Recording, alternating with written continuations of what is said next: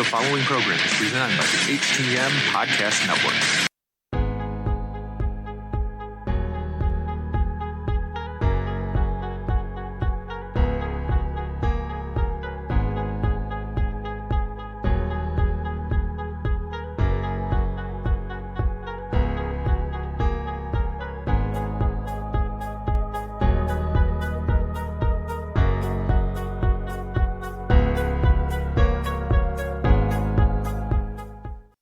Welcome to another episode of Turnbuckle Talk in partnership with the Chairshot.com, presented by the Hitting the Marks Podcast Network and in association with IndiePW.com. Turnbuckle Talk is sponsored by CollarandelbowBrand.com, where you get 10% off when using promo code JKPodcast. Turnbuckle Talk is also partnered with Phoenix at FNXFit.com, where you get 15% off all your health supplements simply by using promo code TBTalkPod. Follow the show on Facebook, Instagram, and Twitter by searching at TB Talk Pod. Listen on Podbean, iTunes, Google Podcasts, Spotify, and everywhere you catch your favorite programs. And now, pro wrestling fanatics, are you ready? Here are your hosts, Mighty Joe Morin and Carl Carafel. All right, guys, Mighty Joe Morin here, back on Turnbuckle Talk. As you heard from our friend Mr. Richard Bronson Vickrey, who happens to be with us here today. We're here for another episode of Turnbuckle Talk, minus Carl Carafel. He had some other obligations to take care of here today, so I am joined by two of my, potentially a third, if he decides to show up here. First off, we have Mr. Michaël Jargo from the Hitting the Marks podcast in Destino. Welcome back to Turnbuckle Talk, sir. Always good to be here, man. You know, I will never get over RBV just yelling at me at the beginning of every one of your shows. It kind of reminds me of a Dolph Ziggler promo. Right. And, of course, as we had just mentioned, Mr. RBV, back on Turnbuckle Talk. Welcome back, sir. Yeah, I'm going to have to say I was kind of looking through my phone here as we got the countdown, and I just forgot about it. It's like, boom! Like, wait a minute, that's me. What? Yep, it's... yes, like Ziggler, I have the good looks, and I am here to sell, baby. Yes, absolutely. And hopefully at some point we'll be joined by our friend Mr. Ryan K. Bowman. He's actually in the process of, I believe, in purchasing a new home. So some good stuff there for Ryan, but he might drop in and say hi and and talk on some of our topics here. But be some good stuff here. But let's kick off, guys, with I think one of the bigger pieces of news to kind of rear its ugly head during the week here. We're talking Peacock and the WWE Network censoring a bunch of the content on there. I'm going to start with you, Jargo. What's your take on some of this censorship kind of going on with this? I was actually on the Monday locker room with Ben Hameen and Dr. Manbeast and Omar Akbar this morning. We were actually talking about this, and the problem as I see it is they're trying to treat professional wrestling like it's just another scripted TV show. Yeah.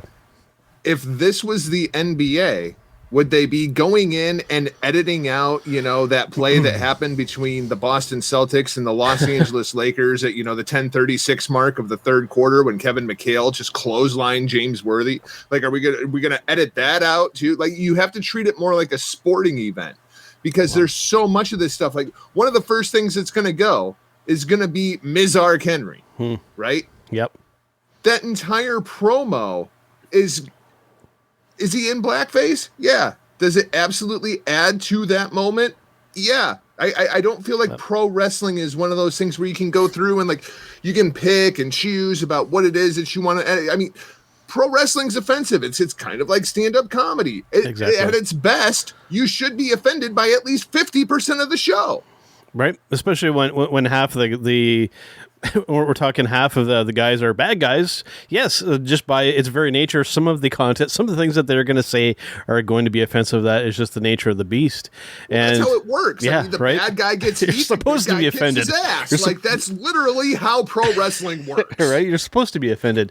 But yeah, and one of my favorites, Mr. Rowdy Piper, also on the list. The Bad News Brown segment. I mean, that's again, that's one of those things where people are going to get offended by it, but I mean, dude, I mean, it's the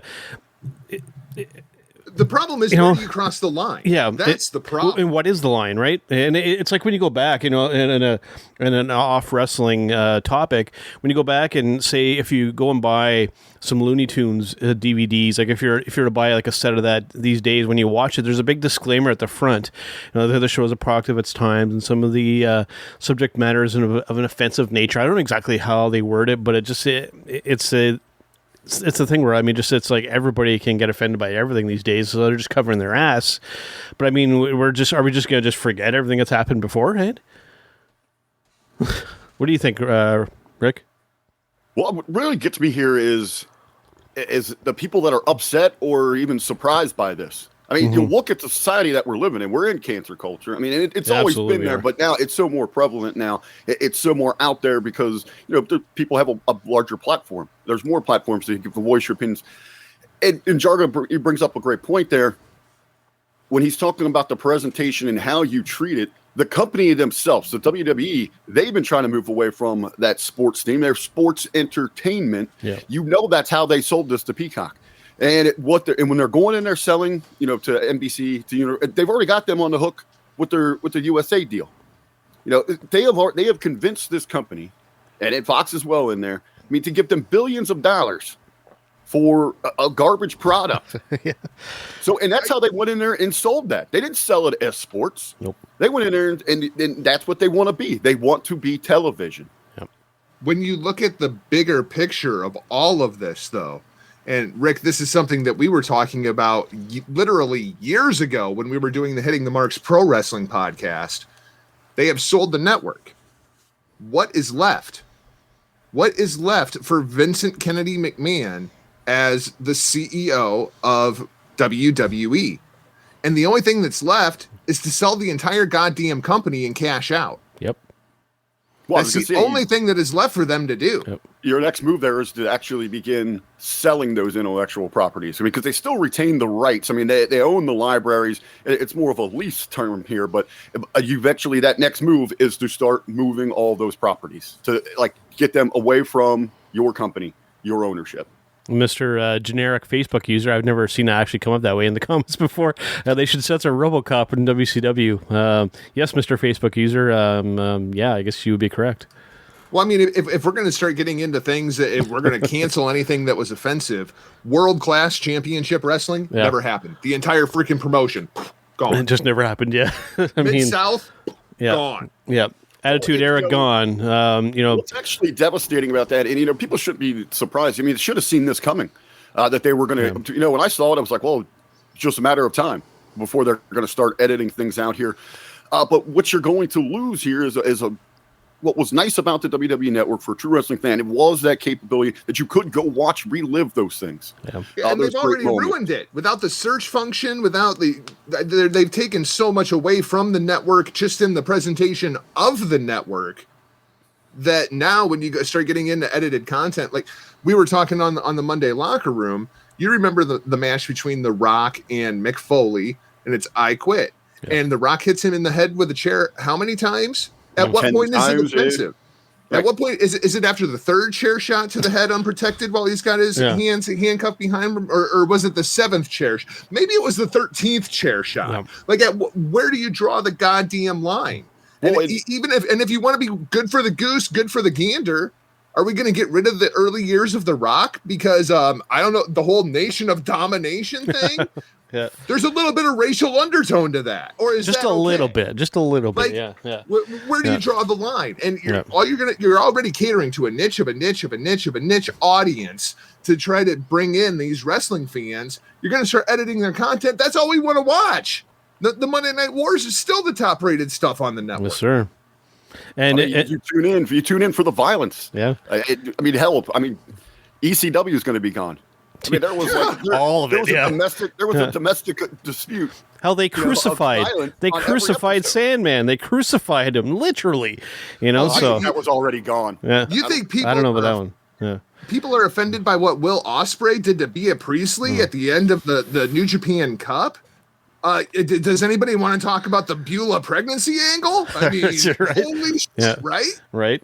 But, one thing to make note of with this here is that, to the best of my knowledge, all right, now this is really only a factor with our American friends with the network. Here in Canada and other places, so far, we're unaffected by that. The network is still as is.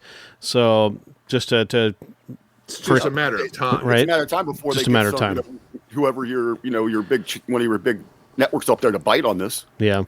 So, yeah, because I'm not sure what our affiliation would be with NBC in Canada, but it's potentially a matter of time. Javier saying it's a real shame that the WWE is limiting wrestling history as they deem fit. To the victor seems to go the spoils. Yeah. Well, it comes down to this. They pitched it as a television program to a bunch of people who have no idea about what professional wrestling is. Yeah. Yep.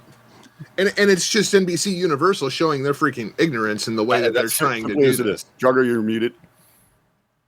No, I can hear him. I can hear him. Are we all muted? No. I think it's you, buddy. It's me. It's me.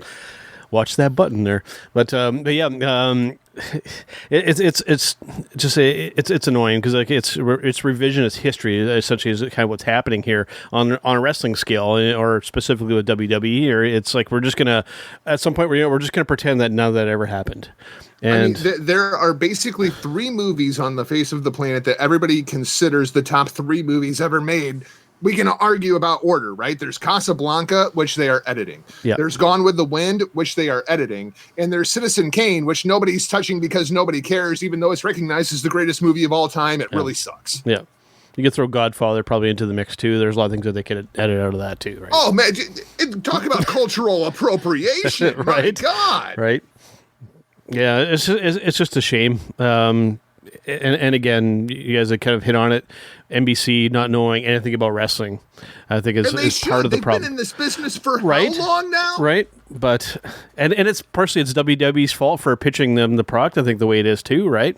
I guess it's not WWE's fault. WWE made $1 billion or a couple $1 billion off of this. They're going to sell it however they can. That's a fair statement. What people have to realize is Vince McMahon does not care about you. Vince McMahon is running a business. Yeah. Vince McMahon is trying to make as much money as he possibly can, and he doesn't care if you don't get to watch your Roddy Piper promo from 1984. That's true. Yep. I guess he's maybe just hoping you got it recorded somewhere. And if you want to go and watch it that way, then pull out the VHS tapes, I guess. There's YouTube, man. There's Everything's YouTube. On YouTube. It's just that are they going to pull that too, though? It was so put together. It was so sleek. The design was incredible. And now we're just throwing that in the trash. And I'm pretty sure people will just turn it off and go to the Hacker Hameen style of watching the current pay-per-views and whatnot. Yeah.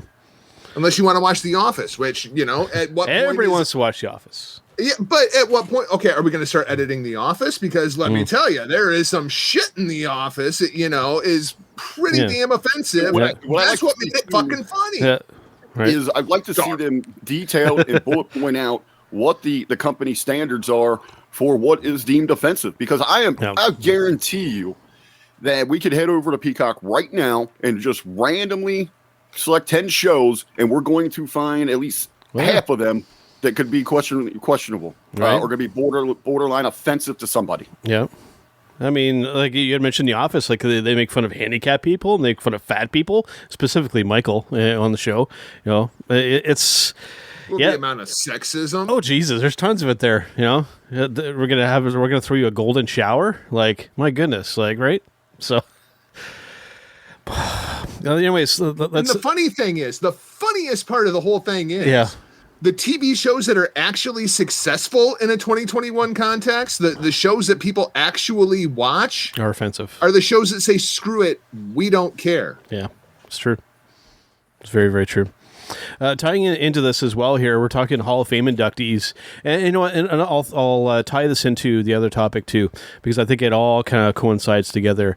Some Hall of Fame inductees for specifically one in the 2001 class here that seems to have people just outraged. And we're talking the Great Khali, right? As soon as that one dropped, I mean, the internet literally losing their shit. I'll just come out and say it. And you have hit on this before here, Jargo, and I think it's very, very true when it comes to not only this situation, but just wrestling kind of in general. And specifically, I think with WWE, it seems to happen a lot. People just being addicted to being outraged about this kind of stuff. I mean, for me, when I saw the Great Khali's announcement for to get into the Hall of Fame and given what they want to do in India, it made perfect sense to me. They're making a big push in that market. The dude's basically... not necessarily a god over there, but I mean, he's one of their top celebrities over there, and he's very, very well known. So, I mean, I totally get it, but I mean, the internet wrestling community just absolutely losing their shit when it comes to this one. Oh, how dare they put him in? This isn't a real Hall of Fame. I'm like, my God, it's crazy. It's never been a real Hall of Fame. Yeah, I know. It only exists in Vince McMahon's mind. It's the Vince McMahon boys club. I've always kind of referred to it as that. Here's my problem. It's not just the Great Khali. Do you got the entire list of inductees there in front of you? I know it's Bischoff, Molly Holly, the Great Khali, RVD, Rob Van Dam, and there's one more. Kane. Oh, Kane. Yeah. Who's the headliner? Kane. Who is going to get me to actually tune in to watch this thing that always runs entirely too long, is incredibly boring. There's not going to be any fans there. Like, it's going to be Kane. There is nothing here to get me to watch this. It's got to be Kane. There's no headliner. Kane is a great number 2. Yeah. But ever since Batista came out and said, "Hey, yo, sorry, I got better things to do." Right. They don't have a headliner. Yeah. Well, so you got to believe too. Batista, he had other obligations, whatever the case might be. He just didn't want to go there in an empty arena or an empty studio. Yeah. He wants to have that moment. So, and I think maybe they intentionally went this route, Jargo, where you didn't have to have that overwhelming, that total wow factor. Because it's not going to be the spectacle that it is. Now you got to remember so what's too. The solution? It's going to be add in the Great Khali and hope a whole bunch of people in India watch it, so you can spike a number for NBC Universal and make them feel like, hey, we really spent $1 billion in the right place here, guys. Well, I mean, it wouldn't affect our ratings from India, but there are no ratings. Right. So anyway, back to Khali here. What always gets me, and anybody that gets so worked up over the damn Hall of Fame, I can almost go down that list and defend anyone that is in there for different reasons, because this is a variety show. There's different contributions, and it's not because somebody booked you to be a up-team time world champion and all these great WrestleMania moments. No, there's more that goes into it, and how you can contribute to the locker room. If you're a leader there, you look at Khali. Yeah, a large part of this is that connection, that building, continuing that bridge to India, where he's over there running shows and he's helping find talent and prepare them for the WWE. He's over there selling out 50,000 seat arenas on his shows. And outside of WrestleMania, SummerSlam, something like that, WWE can't even do that here. Yeah, right. Just to add on, because you had asked what the entire list is, Jargo, I do have the whole list on here. A couple of them, I think, I'm not sure if they're confirmed, but I'll read them out here. So, because they're doing a double class this year too, right? We're doing the 2020. So I'll start with that one. We've got JBL, British Bulldog, Jushin Thunder Liger, the NWO, which I think that could potentially be your headliner, the Bella Twins, which I'm not sure if that one is actually confirmed or not. And then for the 2021 class, we have Molly Holly, Eazy-E, Mr. Eric Bischoff, Kane, Great Khali, and Rob Van Dam. That's the whole thing. Is it all going to be one ceremony, or are they doing 2? I don't know. Well, you got to remember, because I think it's going to be a much different presentation than we're used to. Obviously, because it might just be in a studio somewhere, because this thing is on Tuesday night. Yeah. Yeah, I don't think anybody's going to watch it. I think it's going to be all Skype and Zoom calls, right? I haven't seen anything with the presentation, how they're planning on presenting this thing at all. Yeah. But my thing is, a Tuesday night, they're probably hoping to grab a few people that are just kind of leisurely, watching television, might stop, check in on the thing. You got to go again, though. What is the expectation for the ratings this week? I mean, we are going to get bombarded with WWE. Yeah. I mean, we've got a whole week starting tonight. Yep. And basically 2 weeks, really. Yeah. Then Jargo's taking the whole week off, so this better be good, right? It's starting next Monday. Is where you get that whole big week of it. Has there ever been less interest around WrestleMania week? It's pretty low. You know, when it comes to the Hall of Fame, when it comes to because they have not built real stars, and they haven't relied on bringing back one of those big names this year. Yep. So we're just rolling with the roster, and I agree with you 100%. The enthusiasm that you can see in any of the wrestling circles we run in, it's just not there for WrestleMania this year. Yeah. And when it comes to the Hall of Fame, I mean, I can pick three that legitimately interest me. I mean, the British Bulldog, of course.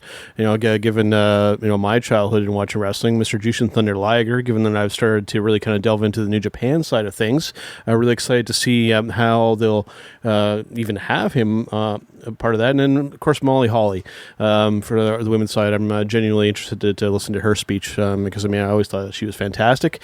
Listen to Mr. Hall of Famers. Yeah. The problem is there's nobody there that's a big enough name that's going to get me to tune in watch it. That's true.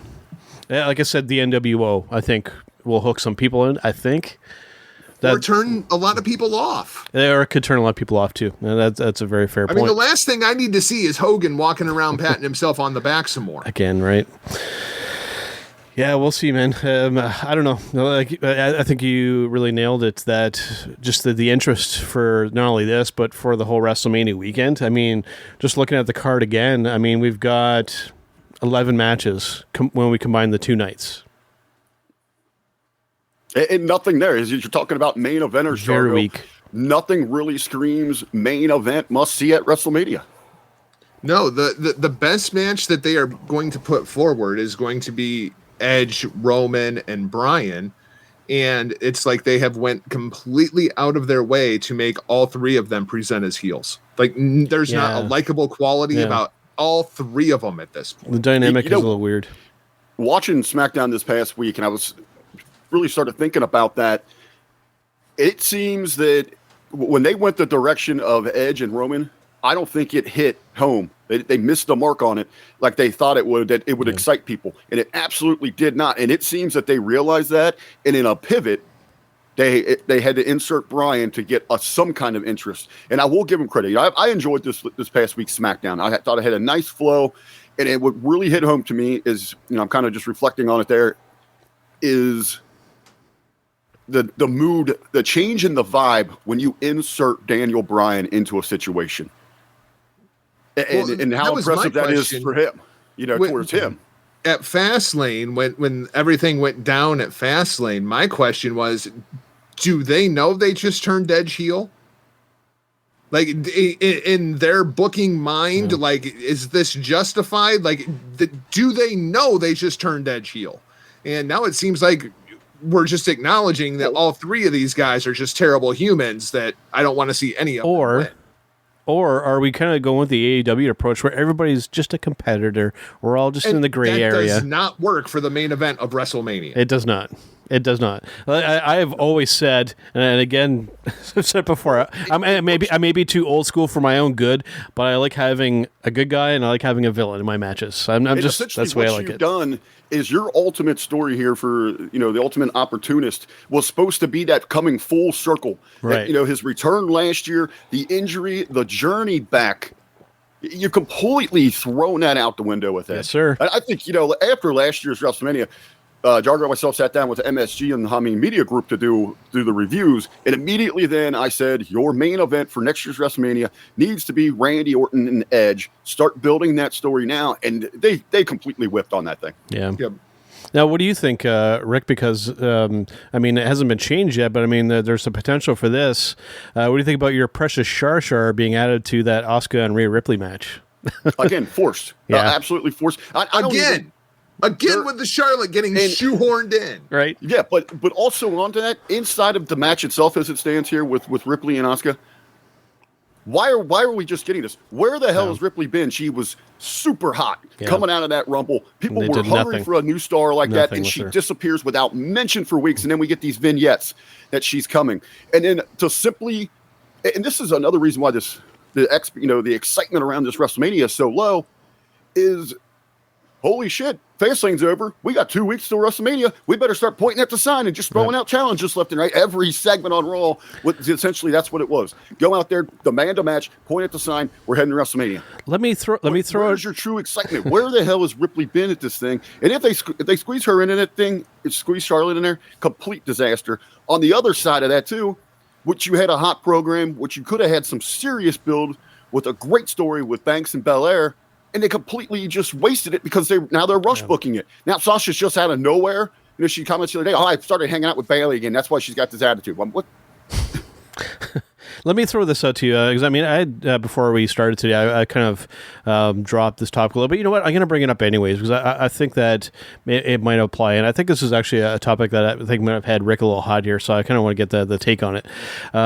Last year and this year, I think if there would have been a time where WWE could have gotten away with this, due to COVID, I think maybe that they should have to maybe protect the last little bits of credibility that the WrestleMania still has, is that they should just said, you know what, due to COVID, this is our Super Bowl, this is our star stud, this is the grandest stage of them all. We're going to do something different for the sake of protecting the WrestleMania brand.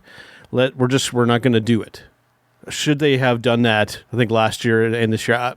Part of me thinks that, maybe they should have done something a little bit different and just say, you know what, this isn't WrestleMania worthy. We're going to do. But the only problem then is then you're admitting that your product is weak. That's the only catch there, right?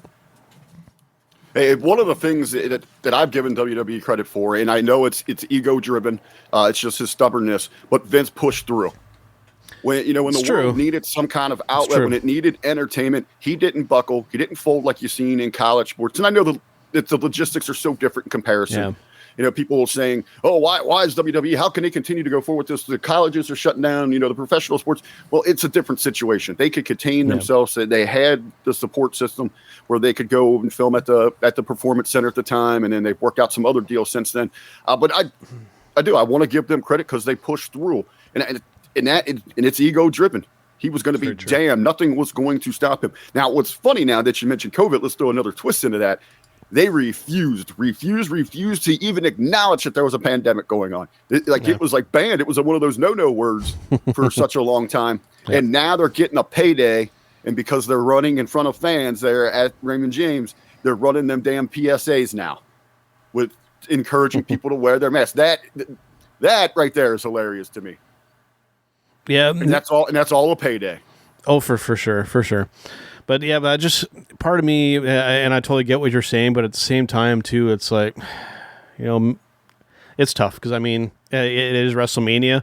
But like we said before, too, is that I think that we're still banking on that name still having that value to people. People are, oh, WrestleMania is happening, I'm going to go watch that. I don't think that's necessarily that. And I think this year especially, I think there's a lot of people that are going to be, well, that's what they've got there. Yeah, I'm not going to bother. You have to realize that Vince McMahon and Donald Trump are basically the same person. They are the same person. They are basically, personality-wise, they are basically the same person. Mm-hmm. This is par for the course for Vince McMahon. Yeah. Vince McMahon gets off on this shit. Mm. That's right. Go back to September 11th, 2001. What was the first big gathering of fans after September 11th? Yeah. WWE in Houston. That's true. And Vince opened the show with a microphone in his hand. Yep. This is very par for the course. Vince wants to be the first one to do it. It's an ego thing for Vince. Yeah. It's a competition thing for Vince. It's Vince against everybody. It's a fair statement. Jargo, didn't the rest of the world, sports world, it shut down, right? The NFL canceled. Yep. And baseball, SmackDown went on as scheduled. Yep. It was eerie because even where I was living at the time, you saw planes flying overhead on a constant basis, and to just see that the sky is just empty with no planes flying around, it was. I still remember that. Jeez, that's already 20 years ago. I still remember that. He's had his own talent die in the ring, or not die in the ring, but a huge tragedy. Hell, he died himself. He died himself. His car exploded, and then he was there next week. So. It's just Vince. That's very much just the person that he is. That's very, very true. And then he will tout for the rest of his life how we were the first ones. Yeah. Yeah, we'll see how it goes, man. But putting myself in the shoes of somebody who, is like a casual fan of WWE or somebody who's been away from the product for a little while. Like if I'm looking at what they've got going on, I don't see a lot of those people tuning in, unfortunately. Why would they? Yeah. I mean, you have to give people a reason to tune into the show. Yep. And they've just quit doing that over the course of the last 20 years. Yeah, it's unfortunate. I mean, it used to be like we'd be sitting here on Monday afternoon. If we were having this conversation in 1998, the three of us would be sitting here just salivating, waiting for Nitro to start, waiting for Raw to start. What's Austin going to do tonight? What's Sting going to do tonight? Dude, Carl and I were calling each other.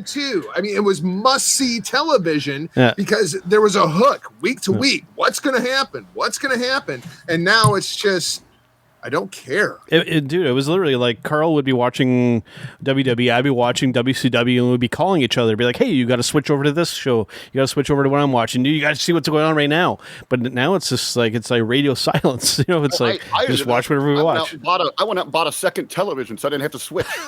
Yep. Fantastic. Absolutely. Get a cable splitter, run it off onto both of them. You betcha. Yeah, for sure. I think I taped the other one, then I would watch the other one live. And it just wasn't, those of us inside the bubble that were excited for it. I mean, you could go out in public. You saw the Austin 316 t-shirts. You saw whatever, the merchandise. People were openly having conversations in restaurants and bars, things like that, about professional wrestling because it was such a commodity. It was the hot ticket. Yeah. Wow, you know what, Joe? You saying that about taping one of them, it just like triggered a memory in my head that I haven't thought about in 20 years. That's when I got into video editing. Nice. Because I would record both shows, and me and my friends, we would do like music videos. That's where cool. You would just like edit like different parts of, Jeff Hardy highlight match tape. Very cool. You know what I mean? And so you'd have like 3 VCRs running so you could splice between the two. And like, that's where my obsession for video editing started. Very cool. That's Very cool. Crazy. Right. Yeah. All right, let's before we go for our break here, let's do a little bit of breaking news. I don't think that there's much in breaking news, but there's a couple things I want to bring up here. So here we go.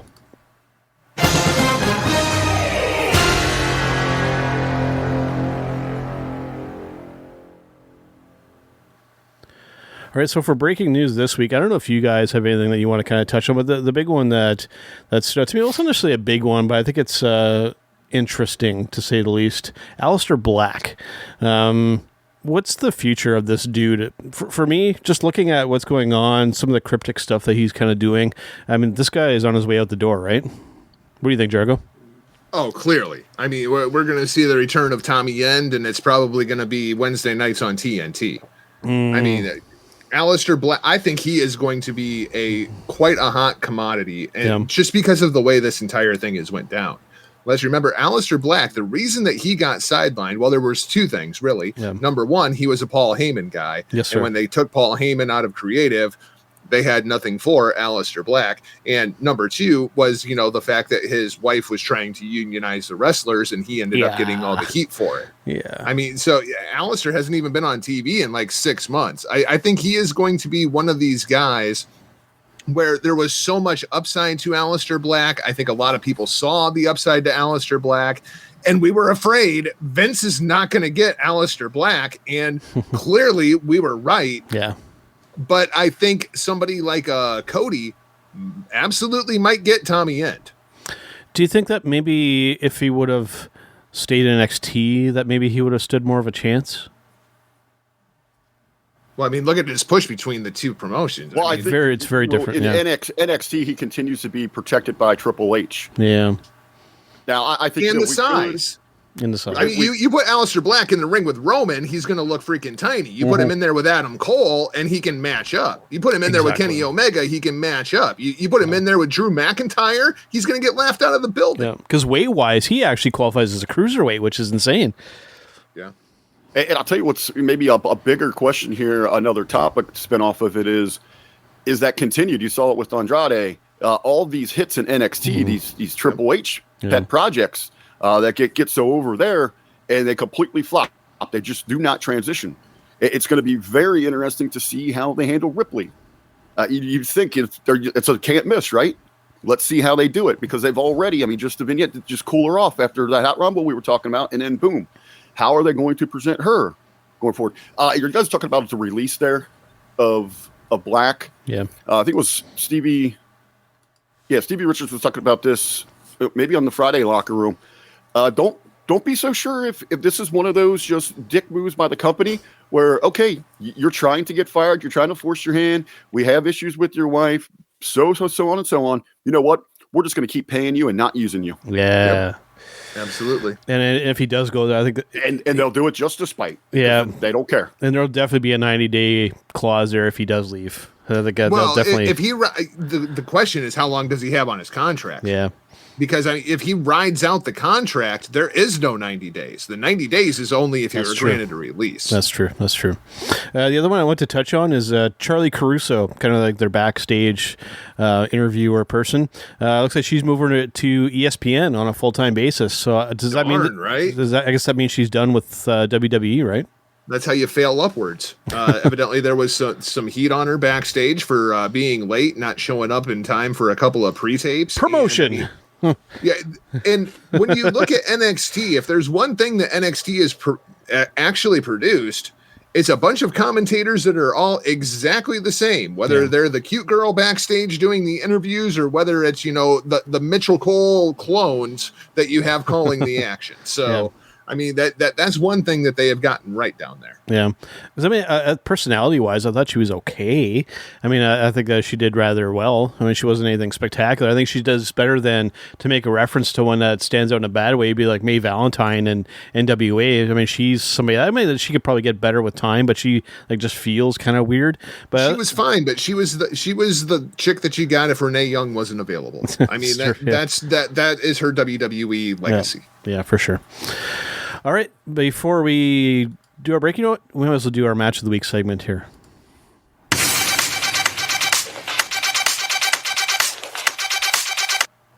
All right, so for Match of the Week, I think I'll start with my guest here, and let's go counterclockwise.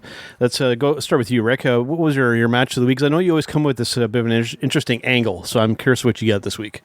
Well, I did come prepared this week on this one. I always forget that there's a Match of the Week segment.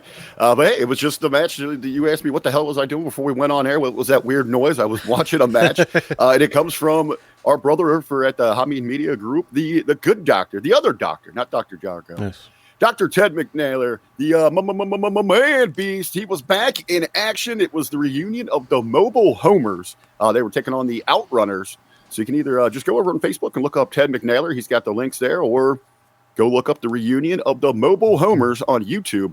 Check out the match that they just had. Very cool. Gimmick. Very cool. What do you got, Jargo? I'm going to go back in time and I'm going to go forward in time to talk about kind of one entire thing, since you didn't toss to Rick or I when it comes to breaking news, because you're a Canadian douchebag. I forgot about that. So I'm going to wrap all three of these things together. Sure. We are going to have, from last week, we had Will Ospreay versus Shingo Takagi in the New Japan Cup final. Coming up this weekend, it's going to be Will Ospreay versus Kota Ibushi for the brand spanking new IWGP World's Heavyweight Championship. We are combining both the IWGP Heavyweight title and the Intercontinental title into one belt, so that Kota Ibushi can lose it to Kenny Omega and have it be another world title for the belt collector. But here's the thing that really rubs me the wrong way about this, guys. This will be the first defense of the championship. Everything since 1972 never happened. And just, so why would you throw away that lineage? Why would you do? They're peacocking it? Yes, very much so. Fair point. I mean, what are they? Why would you do this? It feels Why would you do a WCW reboot when you don't need a WCW reboot? It feels so un-New Japan. I mean, just when you look at the legacy of that title, I mean, god damn, like, why would you do that? Well, not just New Japan, Joe. It doesn't seem like the Japanese culture wise. Yeah. Because they honor their history so much. Yes, to drop all that lineage, just baffling. Why? Baffling. I don't understand it. Did you have any breaking news you wanted to touch to, Rick? Because as Jargo had mentioned, I was being kind of a Canadian douchebag and kind of skipping past you guys there. I'm good, man. You're good? Okay. For me, for Match of the Week then, mine is coming from Ring of Honor's 19th anniversary show. Actually, as we were kind of getting ready to start here, I was just getting ready to watch the final match, so I still have to go through and watch that. But my Match of the Week is coming from this show, and specifically, it was a grudge match between Mr. Jay Briscoe and Mr. EC3. A really, really good match. I'm really digging this character that EC3's got going on in Ring of Honor. So dude is just jacked. You can tell that he's been hitting the gym hard, and that character it's really interesting. I'm glued to the screen in a good way watching that, and it's Jay Briscoe. Former Ring of Honor World Champion. These guys put on a great match, and it's just absolutely fantastic if you get a chance to watch it. Speaking of Ring of Honor, though, is Andrade? Is that where he's headed? I don't know. I've made that pitch. I know Jargo doesn't like it. I don't like it at all. Yeah. I think you're going to either diminish Andrade or Roosh straight out of the gate. You're going to have two alphas in the room, and it is just not going to work. My thing with maybe you swerve it and have him go and challenge Roosh. See, that could work, I think. Yeah, but then you have that brings up a lot of problems. It's probably a whole other podcast. My thing with the EC3 and Jay Briscoe, from what I have seen of the match, I haven't seen it in its entirety, but it was good. My problem was the adherence to the code of honor at the end of the match. Like, I don't feel like Jay Briscoe should be given EC3 any kind of respect, because they went out of their way to do the opposite. If they had a 25-minute knockdown drag out, no, Jay Briscoe should have kicked EC3 right square in the nuts and left him laying there. Yep, because they went out of their way at the beginning of the match to really emphasize that point. So I will say that was a little bit of a flaw in the psychology. I agree. Well, 100%. And especially with Jay Briscoe, you could have done that with a ton of guys on the if that would have been Jay Lethal.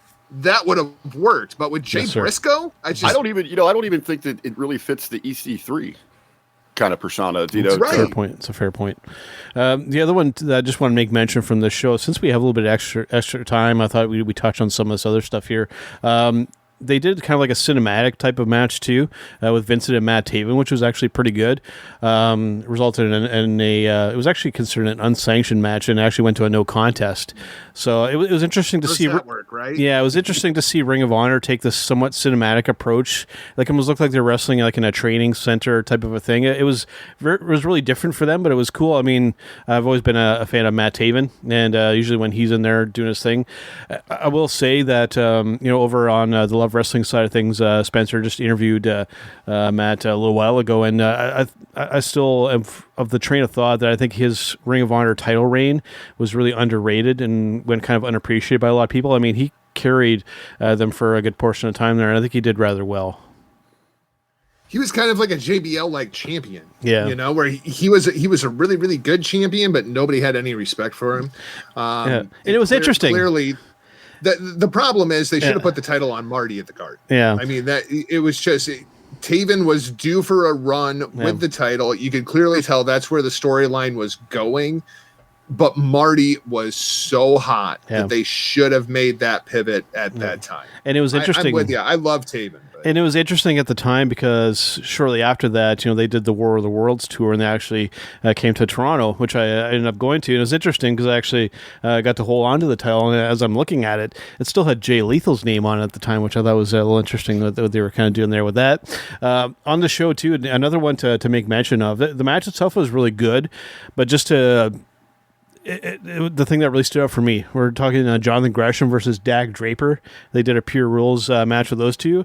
You want to talk size difference between two dudes? Like, holy shit. Dak is, I know Gresh is a small guy, but Dak made him look like a midget.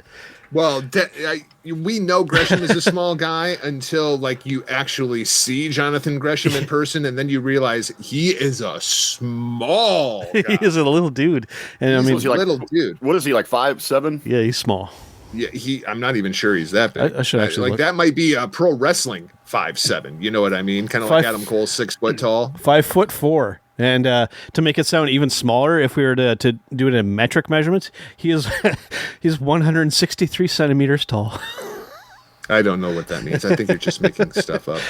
Rick, I guess my question to you is this pure rule stuff going to work? Like, I realize that, there's a lot of people, including myself, that I just enjoy the art of professional wrestling. I don't necessarily need all the story and whatnot. Two guys fighting over a championship, that's enough for me. But once this pandemic is over, like, I feel like ROH doing this whole pure thing is really, really cool inside of the pandemic era. But once the pandemic era is done, is this going to fly? Like, that was always kind of the problem with the entire pure division to begin with. For somebody like me that actually enjoys the technical aspects of professional wrestling, given I watch a lot more New Japan now, and I do watch a fair amount of Ring of Honor, it hits the mark with me. But for like WWE fans and like the more kind of casual fan that is more into like the sports entertainment, they're going to look at this and find it boring. Let's be perfectly honest. What you're really doing here is you're catering to a niche inside of the niche. Inside of a bubble. Bubble inside of the bubble. Yeah. But why does it have to be pure wrestling? Shouldn't it just be wrestling? My issue with it is, if you're a casual, you're flipping by, it overcomplicates things. For you to grow your audience, you need to simplify. Yep. And it's simple as what it is. It's a good guy versus a bad guy. You're in there in a competition trying to better one of the other. Keep it simple. Yep. When you get into these rules and these people are trying to tune into this thing, people just want to be entertained with wrestling. Just before we take a brief break here and come back with our Showstopper segment, my only kind of complaint, and I'm sure that you guys will feel me on this one, they had Shane Taylor promotions on the pre-show. Boo earns. You got to have him on the main show, man. The problem is they have those damn trios belts, and nobody cares about trios wrestling in the United States. Yeah, it has never caught on, regardless of how much they try to push it. It's the same way in Japan with the never 6-man openweight championships. It's trios wrestling. It has never caught on anywhere in the world except for Mexico. Yeah. And I understand there is a huge lucha influx inside of Ring of Honor right now. But they've had these belts for years, and they have just never worked. Yeah. Again, it's you're overcomplicating things. You go back to the territory days, to early WCW, even their 6-man. It just could not get over. Yeah, and it's just part of the. It's there, and you had heard you'd heard the rumblings that AEW was thinking about introducing. Would be a complete mistake. Please don't. The only time that it's really worked in the States that I can remember was the Freebirds down in World Class, when they would do like Von Erichs versus Freebirds. Yeah. And that was just because, they would build so much heat because of the Freebird rule that eventually 3 baby faces would want to get all 3 of the Freebirds in the ring at the same time. That's rather than, we're fighting you 2 guys and that other guy on the outside is going to cheat at some point. Well, we know how anything down there at World Class, you get the Von Erichs involved and people were going to eat it up, especially the heat that you had on the Birds. Yeah. Yep. Yeah, that was a great rivalry back then. I think maybe for the trios, maybe somewhere where it maybe worked in a modern context a little bit, would maybe Lucha Underground. Maybe. I think just by given that had more kind of like a Mexican kind of feel to it, I think it worked. I'm rewatching Lucha Underground. Yeah. I love Lucha Underground. It's one of my favorite television shows in the history of freaking television shows. Yeah.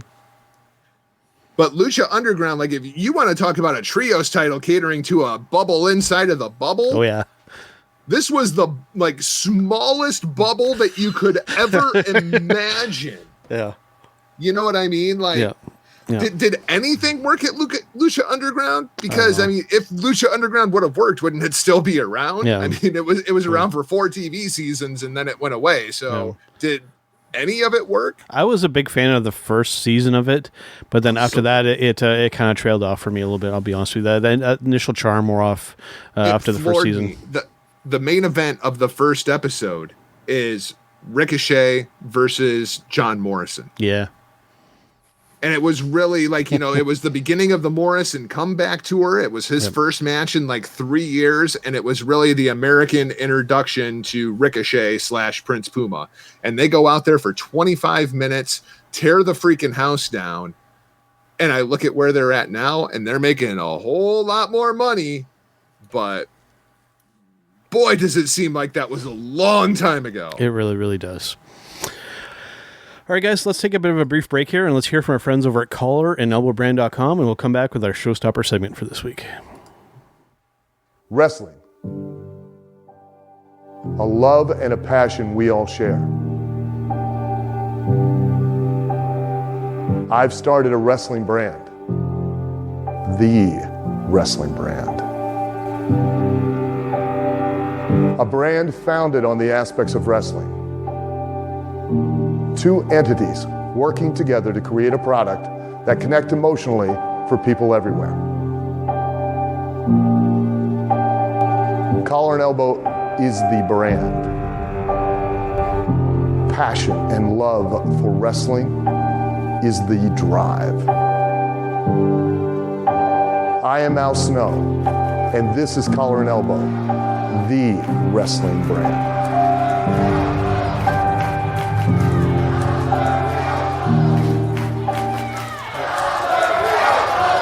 The dictionary defines hero as a person who is admired or idealized for courage, outstanding achievements, or noble qualities. Being a hero in life is far more than words printed on a page. It takes an unwavering code, a compass that points true north, always. And in times like these, it takes sacrifice. Hero shouldn't be a word defined by a dictionary. It's a word that should be defined by the best of us. Hero has a new definition. All right, guys, Mighty Joe Morin and Mr. Richard Bronson Vickrey and Michael Jargo back here on Turnbuckle Talk, as you guys saw from our friends over at collarandelbowbrand.com. If you use our promo code JK Podcast, you can get 10% off not just one thing, you purchase your entire order there, so go crazy. They just recently dropped a whole bunch of new merchandise there. They're killing it with their merchandise over there, so make sure and check it out. And that 10% off gets you a deal, and we get a little kickback from that, so you're helping to directly support the podcast with that. So some very cool stuff there. All right, guys, let us get to our Showstopper segment for this week.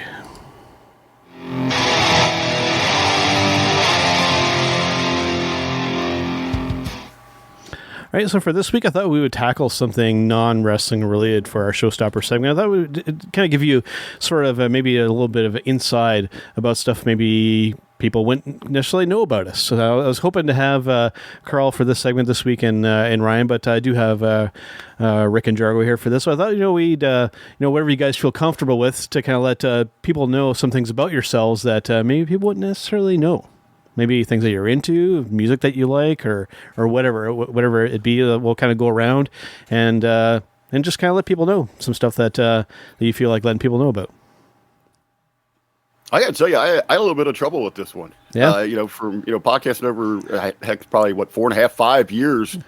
I feel that we've if you listen to us on any of our platforms, if it's when we're doing guest spots here, Turnbuckle Talk, the Hitting the Marks, Media Group, that I put a lot of things out there. I just don't know what maybe someone hasn't heard about me. The one that you shared in our chat is a good one if you want to kick off with that. I know, but I thought about it. I think I've shared that on air. But yes, if you go to my web browser and press P, the letter P, you're going to get Pornhub immediately. I could just imagine. And my Google history is probably really sketchy too. Guys are a bunch of perverts. That's what's going on here. Hey, I'm not going to deny it. Rick, I had exactly the same thought. We have done hundreds of hours of podcasting together over the course of the last going on 4 years now. I don't know what I could possibly begin to tell people. And then it kind of occurred to me that my life is actually very, very sad. And I have no hobbies because I'm too busy producing podcasts. You know what I mean? Like, with what we do at Hitting the Marks, the deconstruction of media, keeping up with New Japan over at Destino, that's what else is there to do, man? Like, most of my hobbies, I would say, over the course of the last 5 years, aren't even my freaking hobbies. When you get to be my age and you're married and you have 3 kids, guess what? Your hobbies are whatever they want to do. Well, you know what I mean? But it's funny because it's true. Like, And I feel like that's one of the keys to parenting is taking an interest in whatever it is that your kids' hobbies are and kind of making them your own so that you can still have that bonding time between you and your freaking kids. Well, there's some stuff we could touch on. I mean, because especially on Turnbuckle Talk here, some of our listeners might not necessarily be aware of some of the things with you guys, like with Jargo. I mean, there's a lot of people who watch Turnbuckle Talk that might not be aware that you used to be in the music business, and that a lot of the music for your show is actually stuff that you were a part of. Yeah, and that's probably the only reason that Hitting the Marks is not going through the same thing that Hami Media is going through right at the moment. Yeah, because there is a huge crackdown on copywritten material inside of podcasting, and it's gotten absolutely crazy. Yeah. Thankfully, I'm entitled to as much of that copyright as anybody else is. So there is that. But yeah, all the music that you hear on Hitting the Marks, the intro, the outro, it's all Left 4 Dead. Good times. Yeah, for sure. I mean, for myself, I mean, something that maybe people aren't aware of that I'm into is when it comes to my musical taste, since we're talking about music, is that I'm a big fan of 80s new wave music. So I never would have guessed that. Never would have guessed that. See, I mean, I was a child. Spoiler alert, I was born August 21st, 1980. So I'm an 80s baby. You know, one of the first TV shows I can recall ever watching, being a little child, was Miami Vice. So I think that's where a lot of that kind of came from. I have a real soft spot, almost like a guilty pleasure, when it comes to 80s new wave and that alternative music during that time. You know, a lot of that synthesizer-based stuff. One that I always find incredible, it's just so random. Rick and I are about 24 hours apart as far as our age goes. Right. I am the elder member of the Hitting the Marks podcast by roughly 24 hours. Nice. And that's just insane. Like, what were the odds of that, you know? Yeah. I'm people might not know about Carl and myself. I'm actually the older of the two. I'm a year older than he is. So a lot of people think that he's older than I am, or maybe they think the other way around, but I'm actually the older of the two. Maybe I don't talk about it as often on air. A little fun RBV fact that I guess when it comes to, you know, those your hobbies, things that you study, you research, like I'm completely fascinated with like the Old West. In all things from, you know, just their daily lifestyle to, you know, how they got by, and, you know, the Western expansion. So inside of that, though, man, I probably in a week watch like 20 hours of Gunsmoke. In that same vein, I'm very, very different because I'm busy researching how octopi are going to take over the world, and we will all be kneeling before our tentacled overlords. In that same kind of vein. In that same vein, could use this as a platform for a big announcement too that we've got going on. Yeah, for sure. In that same kind of vein, with TV shows, something that people might not be aware of with Jargo and I, we're big fans of Ancient Aliens.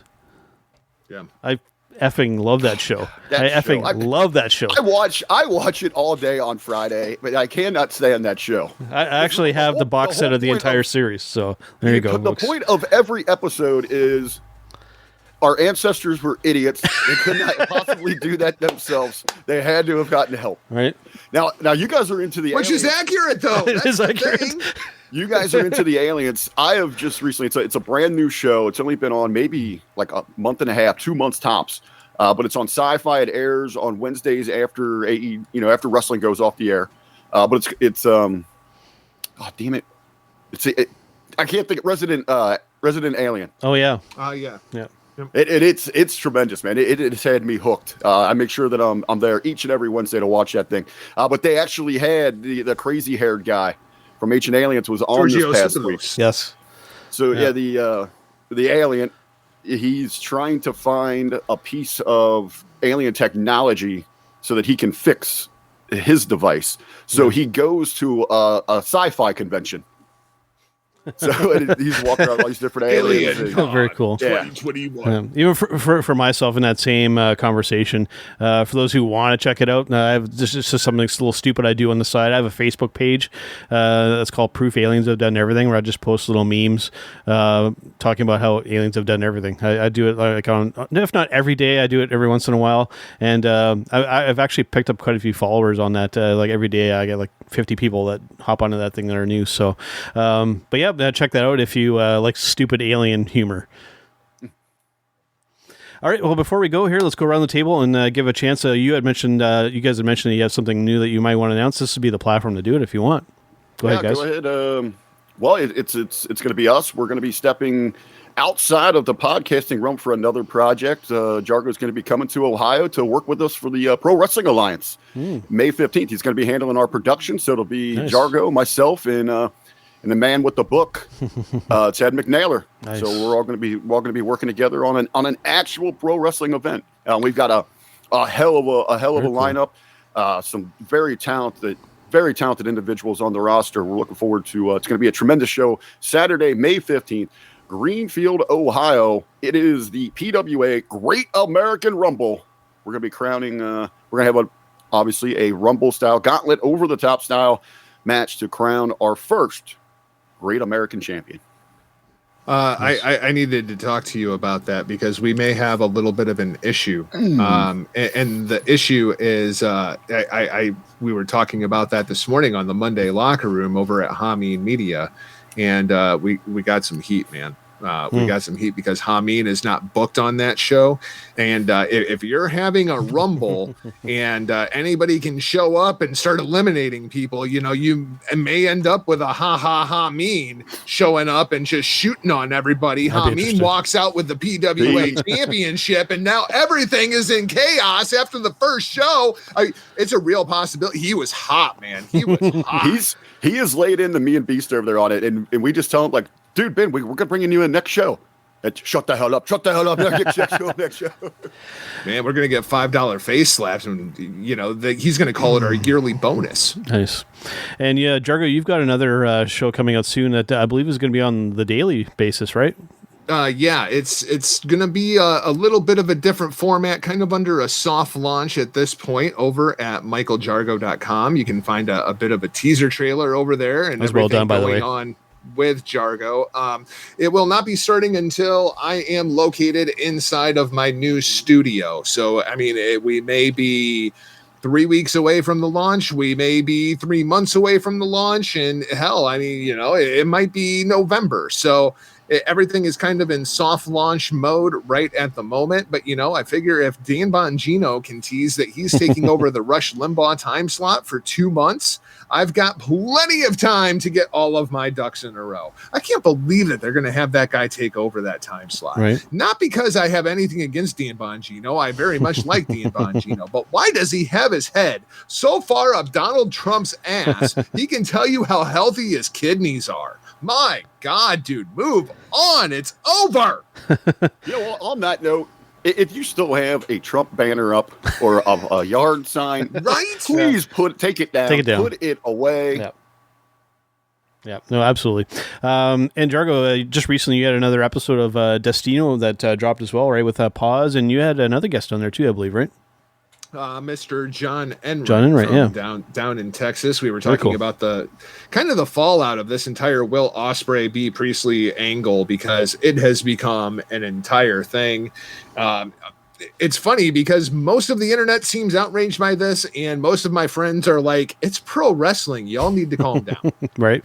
I want to agree 100%. For myself, coming up later this week for Turnbuckle Rewind, we've got an interesting one lined up for you guys here. We're going back to 1999 with ECW Hardcore Heaven with Rob Van Dam versus Jerry Lynn for that television title. That's going to be a fun match to break down and watch. I think you guys are going to enjoy that one.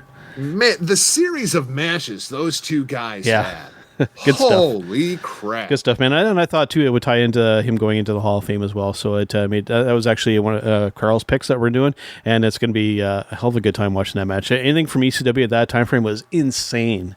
So looking forward to it. All right, and make sure and give you guys a chance to get the social media plugged out there. I almost forgot as well. MichaelJargo.com. That's all you got to do. That's all you got to do. Everything's there. Right. Links to everything. And then hashtag RBV Fitness for Rick, right? Yep, at the real RBV. All right, well, like I said, about wraps up here for this week. We'll see you guys on the next one.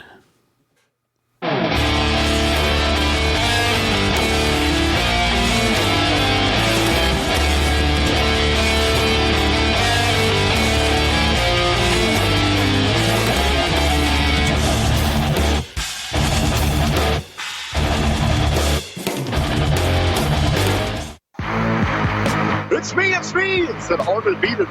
As you can tell in the background, we are out celebrating. That is what we do here at hittingthemarks.com. And I invite everyone to continue to tune in to Turnbuckle Talk, but check out all of our other shows. We have weekly content, especially lit up by the flagship show. You can find that all at hittingthemarks.com. Run.